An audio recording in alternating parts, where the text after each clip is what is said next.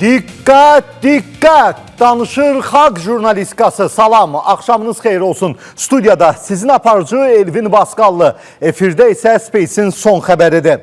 Azərbaycan Respublikasının Prezidenti İlham Əliyev Azərenerji Açıq Səhmdar Cəmiyyətinin 220-110-10 kilovoltluq yeni Səngəçal yarımstansiyasının açılışında iştirak edib. İlk mərhələdə Azərenerji tərəfindən Cəbrayıl rayonunda tikilən 330 kilovoltluq yarımstansiyanın bu ilin mayında Prezident İlham Əliyevin iştirakı ilə açılışı olub. Layihənin növbəti mərhələsi kimi isə Səngəçal terminalının bərpa olunan enerji ilə təchizatı üçün 220-110-10 kilovoltluq yeni Səngəçal yarımstansiyası tikilib. Bununla da terminalda fəaliyyət göstərən qazla işləyən elektrik stansiyasının dayandırılması mümkün olacaq. Gələcəkdə Cəbrayıl rayonunda istehsal olunan günəş elektrik enerjisi ölkə enerji sistemi vasitəsilə Səngəçal terminalına çatdırılacaq.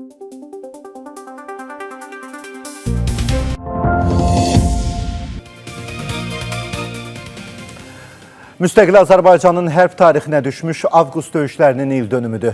2014-cü ildə iyulun 31-dən avqustun 1-nə keçən gecə Ağdam və Tərtər rayonları ərazisində Azərbaycan və Ermənistan qoşunlarının təmas xəttində toqquşma baş vermişdi. Buna səbəb Ermənistanın kəşfiyyat təxribat qruplarının təmas xəttini keçməyə cəhd göstərməsi olub. 3 gün ərzində davam edən döyüşlərdə Azərbaycan Silahlı Qüvvələrinin 13 hərbi qulluqçusu həlak olub. Bu, 12 may 1994-cü ildə imzalanmış atəşkəs sazişindən sonra təmas xəttində baş vermiş ən iri miqyaslı toqquşmalardan biridir. 2014-cü ilin 1-3 avqust tarixləri arasında Azərbaycan-Ermənistan təmas xəttində baş verən döyüşlər zamanı Kiçik Gizirlər, Elçin Əhmədov, Rahil Hüseynov, Gizir İsə Almazov, əskərlər, Elnur İbrahimov, Əli Rəhimov, Qaryağdı Əhmədov, Mustafa Coşqunov, Pərvin Əliyev, Səftər Məmmədov, Sənan Quliyev, Anar Qarazadə, Hüseyin Abdulov və Vüqar Poladov şəhid olublar.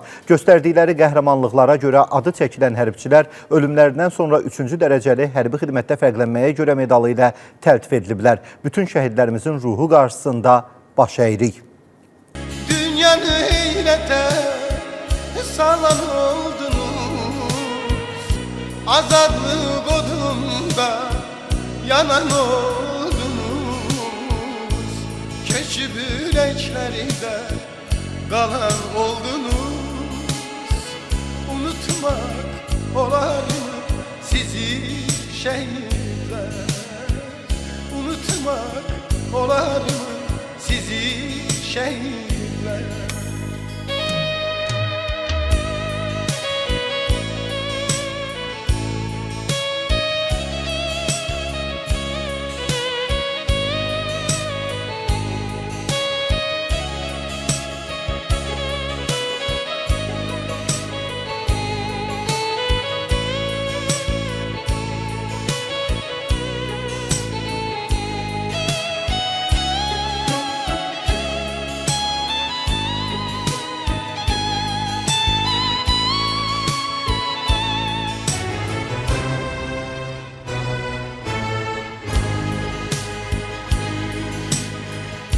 2022-ci il avqustun 3-də Laçın istiqamətində qeyri-qanuni erməni silahlı birləşmələrinin Azərbaycan ordusunun mövqelərini atəşə tutması nəticəsində əskər Kazımov Anar Rüstəmov oğlu şəhid olub. Hadisədən dərhal sonra Azərbaycan ordusu tərəfindən keçirilən qisas antiterror əməliyyatı zamanı düşmənə ağır zərbələr endirilib. Əməliyyat nəticəsində bir sıra döyüş mövqeləri və hərbi obyektlər məhv edilib. Düşmənin canlı qüvvəsi və hərbi texnikası sıradan çıxarılıb. Şəhid əskərimizin qisası alınıb.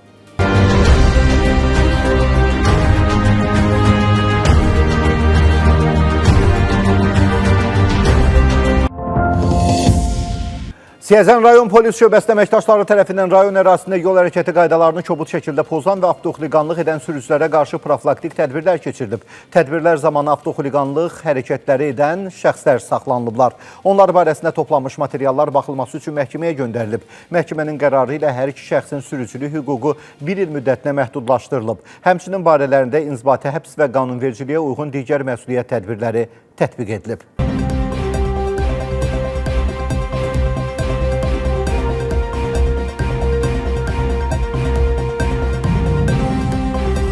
İrandan Almaniyaya aparılan hazır qida məhsullarının arasından külli miqdarda narkotik vasitə aşkarlanıb. Naxçıvan Baş Gömrük İdarəsinin Şahtaxtı gömrük postunda Azərbaycan ərazisindən tranzit keçməkdə İrandan Almaniyaya hazır qida məhsulları yükü daşıyan nəqliyyat vasitəsi stasionar rentgen qurğusunda yoxlanılıb. Şübhə yarandığından yük ətraflı gömrük baxışına cəlb edilib.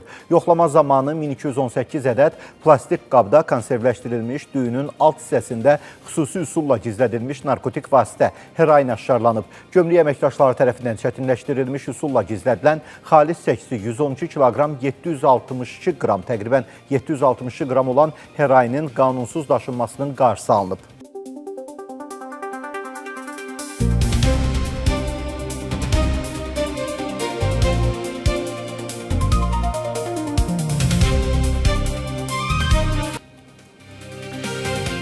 Sosial şəbəkələrdə Azərbaycan Yerüstü Nəqliyyat Agentliyi ilə bağlı şikayət yayılıb. Atyalı qəsəbəsi sakinlərinin sözlərinə görə aynanın quraşdırdığı yeni yol nişanı səbəbindən onlar şəhərə getmək üçün yolu Müşfiqabad qəsəbəsi istiqamətindən salmağa məcbur qalırlar. Sakinlər bildirirlər ki, bu dəyişiklik onların yolunu təxminən 7-8 kilometr uzadır. Abşeron rayonu Atyalı qəsəbəsidir. Bakı-Şamaxı şosesinin 14-cü 15-ci kilometrə düşür. Yerüstü Nəqliyyat Agentliyi Ayna. Bura qəsəbə ərazisidir. Burada xeyli insan yaşayır. Burada 4 yoldur. Gətirib bura 4.2 yol nişanı yoxdur. Buradan gələn maşınlar cərbələnəcək bundan sonra. Əslində bura 4 yol sayılır. Burada sol tərəfi baş yolu gözləməklə oradan üzə şəhər istiqamətinə gedirdik. Bu qədər millətin nəzərə almayaraq bizim Müşfiqabaddan 7-8 kilometr qabaqdan dönüb təzədən şəhərə qayıtmalısan. Deməli, bunlar görün nə qədər ağılsız addımlar atırlar ki, 10 illər dövlətin yol infrastrukturu ilə bağlı addımları heçə sayılırlar da. Dövlət çalışır ki, tıxacları aradan qaldırsın. Amma Yerüstü Nəqliyyat Agentliyi nə edir? İnsanların işini biraz da çətinləşdirir. Buradan çıxan maşınlar bu qədər cəmaatın yaşadığı yerdən məcburi dönmə işarəsi qoyub 7-8 kilometr o tərəfdən dönüb üzü şəhərə qayıtmalısan. Burası svetofor qoyardı, 10 saniyə, 15 saniyə verərdi, buradan çıxıb sola Bakı istiqamətinə insanlar rahat gedər.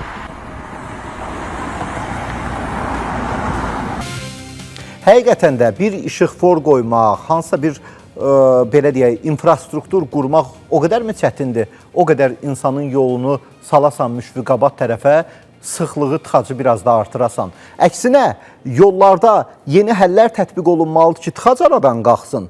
İndi təbii ki, belə həllər həm də qəzaların qarşısını alır. Yəni, sağa dönməklə həmin istiqamətdə hərəkət edəcək avtomobillər, amma burada sadəcə bir işıqfor qoymaqla bu qədər sakinin narazılığının qarşısını almaq olardı və son vaxtlar ayna ilə bağlı şikayətlərdən biri də məhz bu idi. Sumqayıtda Yaşma Bağları ərazisində yanacaq çəninin 5 metrliyində tikinti ucaldılır. Hələ bir ay əvvəl Son Xəbərdə bu haqda reportaj təqdim etdik. Sumqayıt Şəhər İcra Hakimiyyəti, Fövqəladə Hallar Nazirliyi, Dövlət Şəhərsalma və Arxitektura Komitəsi tikintinin qanunsuz olduğunu və dayandırılacağını açıqladı. Amma görünən dağa nə bələdçi? Yenə özüdəki gecə saatlarında tikinti işləri davam edir. Ən maraqlısı da budur ki, Sumqayıt Şəhəri Məhkəməsi tərəfindən də tikintinin dayandırılması barədə qərardad var.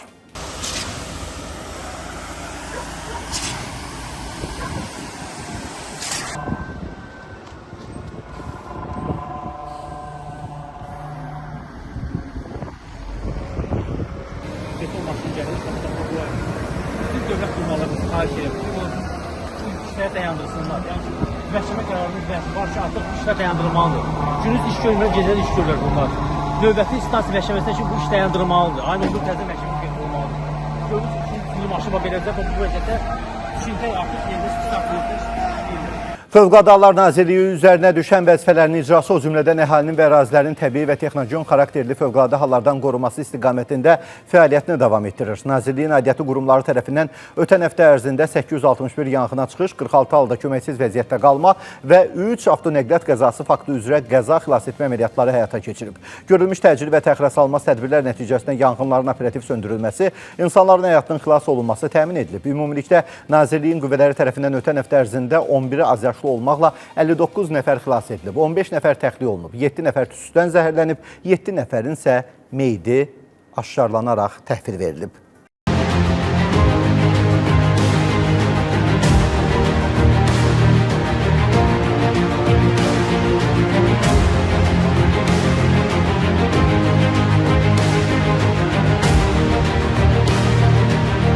Sosial şəbəkələrdə yayılan bu görüntü şikayət deyil, təşəkkür xarakteri daşıyır. Görüntünü paylaşan Sumqayıt sakini qəbirstanlığa, içəriyə yol çəkən şəxslərə öz təşəkkürünü bildirir və sosial şəbəkələrdə şərh yazanlar hər kəs bildirir ki, bu əsl qəbul olunacaq bir ehsandır. Kim ki bu qəbirstanlığa belə asfalt döşənmə çəkib, Allah onun ölənlərinə rəhmət eləsin, sağ olsun. İş budur, bax. Buranı gedib gəlmək olmurdu maşınla. Gör nə gözəl təşəbbüs ediblər, gözəl. Çox qəşəng. Asfalt üzü vurublar. Süperi, süper. Allah halal olsun. Allah ölənlərinə rəhmət eləsin. Sumqayıt qəbirstanlığıdır. Kim eləyibsə, var olsun. Sağ olsun. Bunu çəkib belə şeylər paylaşmaq lazımdır. Təsəvvür edin ki, film çəkmək adıyla pul alırlar, sonra nə pul var, nə də film. Deməli, sosial şəbəkələrdə yayılan paylaşımlarda valideynlər devin mediadan şikayət edirlər. Onların iddiasına görə film çəkiləcək adı ilə valideynlərdən pul toplanıb. Uşağın ümidləndirməsinə yenə deyirəm, 250 manat pul sevgilim var, mənim uşağımın baxdı gözün sadaqası. Amma ümidləndirməsinlər, o uşağın ortaya danışıldı, bu da şəkillər açar, bir də belə şəkillər tuturum. Uşağınız özü, uşağınız doldursun, uşağı ümidləndirməyin. Allah baxır böyüdən. İman kimi çəsarlı. Yox, potensial varsa da düzəlmişdir. Bəs niyə burada hamıya deyil də, Paytaxtın Xətai rayonu Gəncə prospektində yaşayış binasından 24-25 metr məsafədə yerləşən hündürlüyü 12-16, uzunluğu 140-150 metr olan sərt kəsilmiş yamacın 28-30 metrlik hissəsində sürüşmə prosesi qeydə alınıb. Geoloji Kəşfiyyat Agentliyinin idarə heyətinin sədri Əli Əliyev bildirib ki, sürüşmə torpaq qatının islanması nəticəsində yamacın asılı vəziyyətdə olan hissəsinin dayanıqlığının zəifləməsi və ağırlıq qüvvəsinin təsiri ilə torpaq kütləsinin yamac boyu hərəkət etməsi nəticəsində baş verib. Onun sözlərinə görə sürüşən torpaq kütləsinin həcmi təxminən 4,5 kub metr təşkil edir. Ərazi aidiyyatı dövlət qurumları tərəfindən nəzarətdə saxlanılır və müvafiq tədbirlər görülür.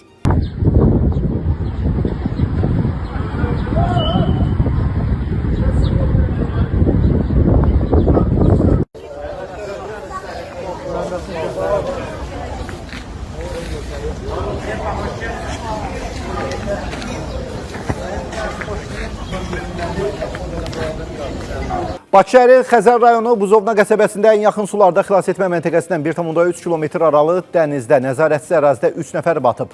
Dənizdə batan şəxslər Azərbaycan Dövlət Televiziyasının əməkdaşı jurnalist Rəhlə Həmidovanın bacı və qardaşlarıdır. Hadisə ilə əlaqədar dərhal Fövqəladə Hallar Nazirliyinin kiçik həcmli gəmilərə nəzarət və sularda xilas etmə dövlət xidmətinin dalğıc xilas ediciləri axtarışlara cəlb olunub. Axtarışlar zamanı 16 yaşlı Həmidova Aysel Rafiq qızı xilas edilib. Ona ilkin yardım göstərilərək aidiyyəti üzrə təhvil verilib. 12 yaşlı Həmidov Əli Rafiqoğlu'nun meyidi sahildə aşkarlanıb. Hazırda 21 yaşlı Həmidov Ruslan Rafiqoğlu'nun, yəni digər qardaşın axtarışları davam etdirilir. Allah səbir versin. Sabunçu rayonu Bilgəh qəsəbəsində dənizdə batan şəxsin meyidi tapılıb. Avqustun 1-də Bilgəh qəsəbəsi Daçnik adlanan və ən yaxın sularda xilas etmə məntəqəsindən 2 kilometr kənarda nəzarətsiz ərazidə dənizdə batan 26 yaşlı Kazımov Nizam Rüfətoğlu'nun meyidi sudan çıxarılaraq aidiyyəti üzrə təhvil verilib.